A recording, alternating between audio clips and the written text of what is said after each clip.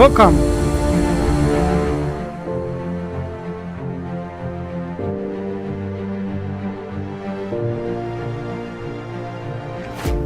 Archaeologists and historians have spent 2 centuries looking for evidence of the Exodus described in the Bible, Torah. They have always come up empty-handed. Why is there lack of clear-cut evidence about the founders of Judaism? Is Babylonian Judaism the original? If so, what about the history of Jews oppressed in Africa? Is it just a narrative? Is it possible that all Hebrews are descendants of the ancient Egyptians? Consider these following facts.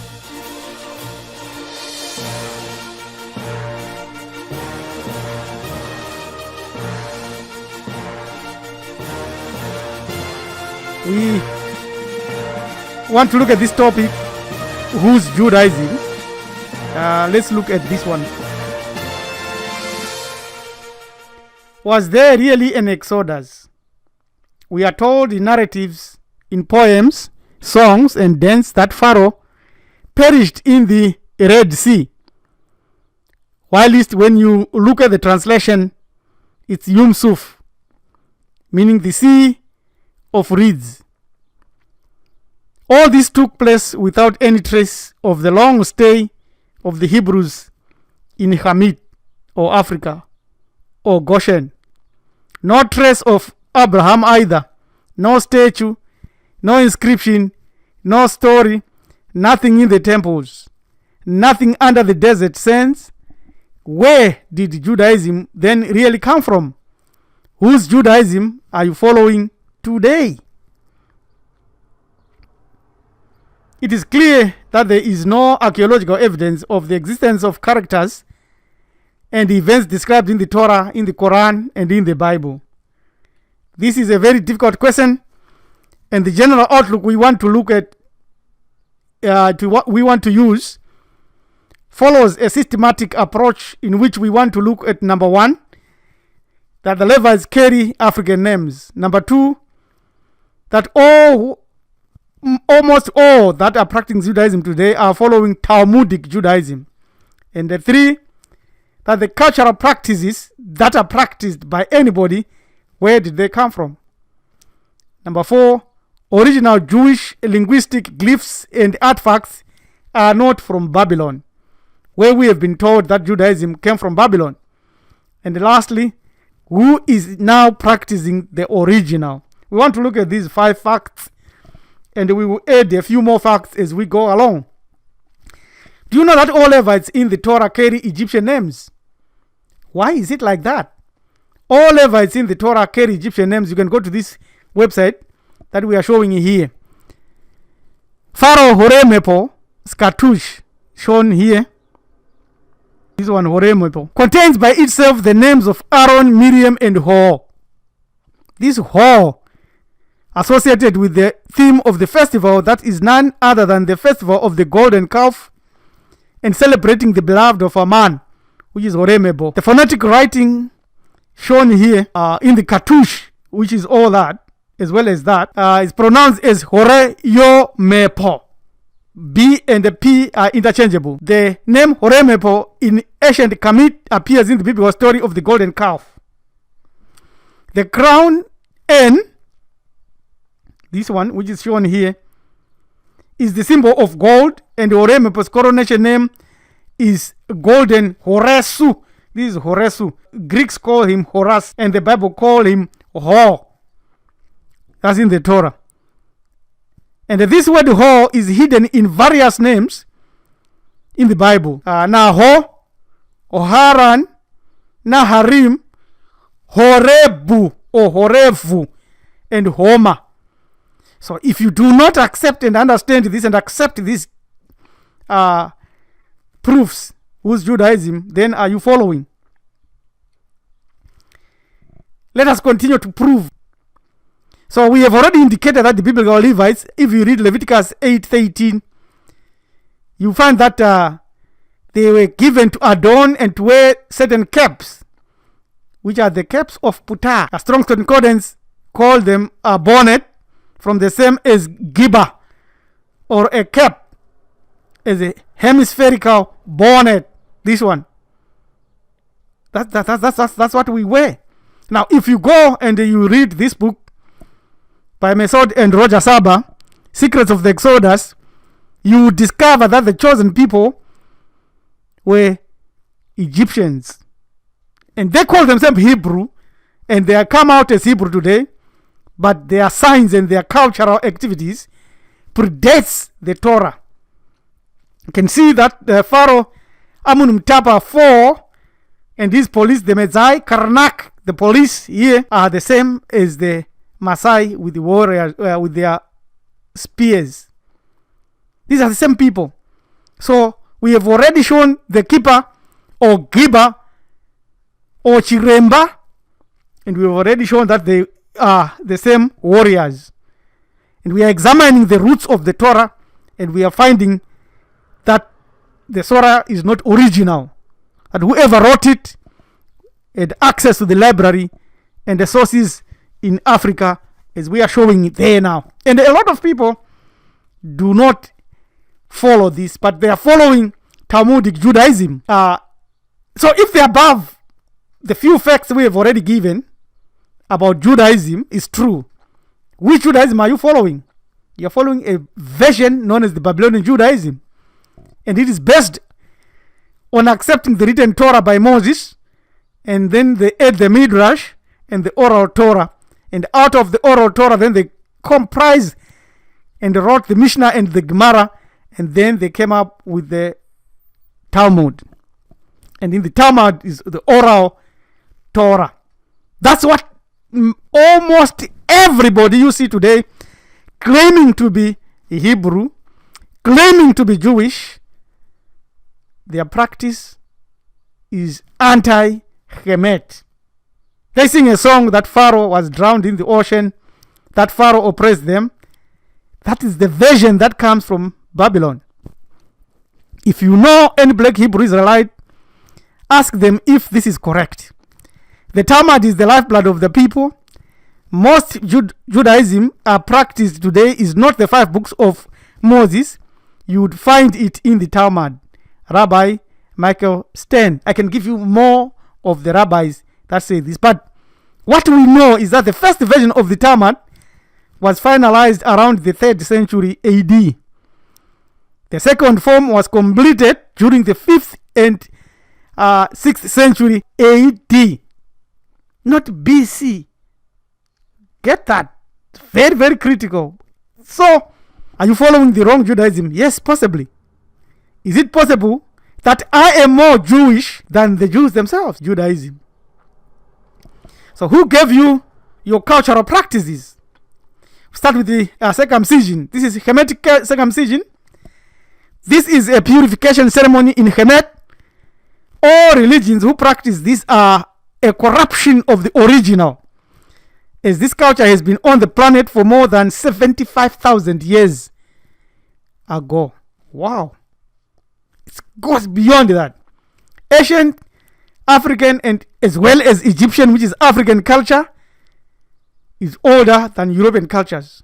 Muslims and Jews practice circumcision. He borrowed it, because even in the antiquities, Josephus, as well as Herodotus, so-called Herodotus, knows that the Egyptians, the Ethiopians, the Syrians, and the Phoenicians, who were all black people anyway, practiced circumcision.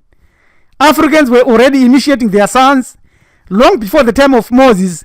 In Saqqara, in Akhenaton's tomb, this is where you get this, 2400 BCE, there is the bas-relief showing circumcision. As a practicing black Jew, Hebrew Israelite, or black Muslim, when you go through circumcision, which Judaism or edict are you observing? Babylonian or African? Circumcision is an African traditional ritual. You can see these are the Maasai we have spoken of, and this is in Southern Africa amongst the Ngunis of Southern Africa, the Fengus in Zimbabwe, and many other cultural, many other tribes in Africa practice this. We look at the menorah the candelabrum with 9 branches plus the shamash or sun at the center, named Esh, and the temple of Amon Re at Karnak, and this is 32. And you can see exactly there is the branches of the menorah, and then the 7th one is what we have here, and it's all to do with the lights. The candelabrum, the word menorah itself is Amon Ra. If you look at it, it's Amon Ra.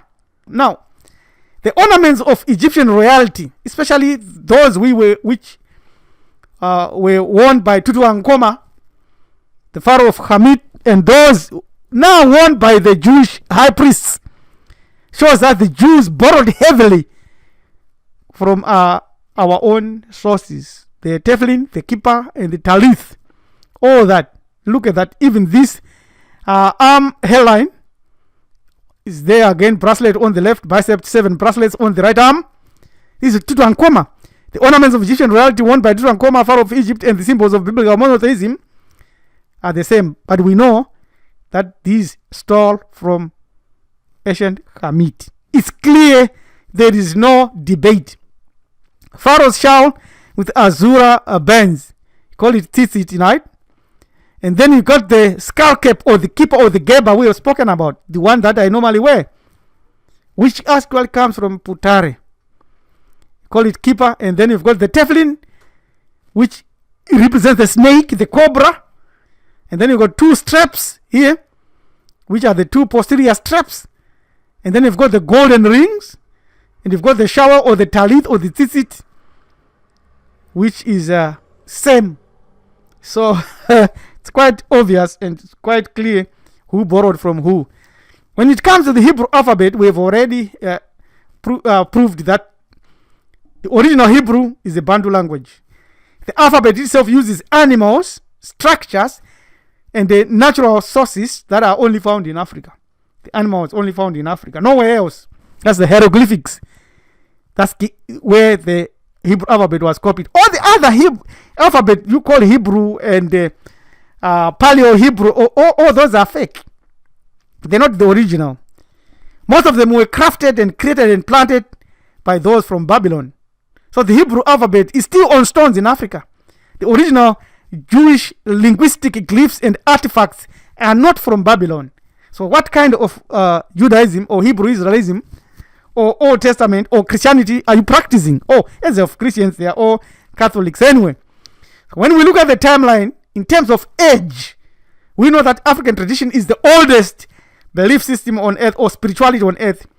We take only one, animism, which is almost 300,000 years BCE. This has been proved by anthropology and philology. The history of the major world religions shows that Hinduism here starts maybe 1,500 years ago, or Buddhism 500 BCE, 1,500 BCE, Hinduism, and the Judaism 1,440 BCE. But we have been here already 300,000 years. As Islam is an AD religion, we don't count it, and Christianity, we don't count them. When they are young, they have nothing. That's why they always want to claim that their founders continued with what Judaism followed. But Judaism started, as we are proving, from the bastardization or stealing of ancient Hamitic belief system. Let's continue and go to the word Amon, which is the origin of the Hebrew words Amen and Ma Amin, which means to believe, and Emuna meaning a faith or a belief. Amon is the emanation of the Nunu, the primordial ocean or the source of all the energy, which is the Nunu here. You see, and Atum, which is Zep Tepi, which is the creation of time and not creating and created. It comes from the Tepi. And you got the sky, the waters above is in Genesis, and the waters below is in Genesis. And so you've got the earth here, trapped between the skies and the heaven, the dome, and the waters beneath. So the hieroglyphic sign, which is the graphical identification, and its translation here is the great God. We have dealt with this in one of our videos.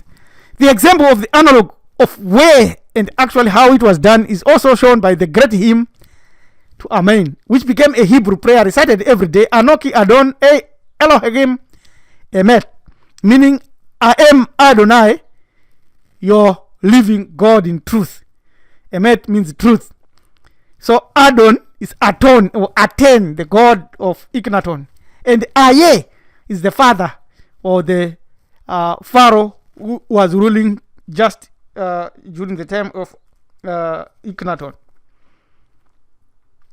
So when you say Amen, in the Bible, Moses orders the people to answer Amen at each of the 12 cases written in Deuteronomy. Cursed is the man who sculpts an image or casts a statue, a thing, Yahweh, Adonai, which is ancient Hamid. Detest the work of woodworker or metal worker who puts it in a hidden place. Then all the people must answer and say, Amen. You get that in Deuteronomy 27:15. This proclamation of Amen, which is done by monotheistic people, reveals a major contradiction, but was later sidelined by the scribes who attributed the word Amen or Amon or Amunu or Amenhotep, the traditional meaning that it is still used today. So when they saw that this is a problem, they changed the meaning, they redefined it, and they say, no, it doesn't really mean Amen. This is Amen. He represented a divinity, a deity, one of the most powerful, respected deity. So they say it is a generalization of the curses and blessings, and then they say that's how you end your so-called monotheistic prayer, by mentioning the name of our own deity. So when you say Amen, which Judaism are you following? So Ubuntu Maati philosophy is the key here. Who then is practicing the original faith? That's the question you have to ask. Now, we have shown the two sources, Babylon and Africa, or ancient Hamid, so-called ancient Egypt. And we have shown that Africans, before they encountered Arabic Islam and Christianity and Judaism, followed Ma'atu Ubuntu with the laws predating the Bible, the Torah, the Koran by hundreds of thousands of years.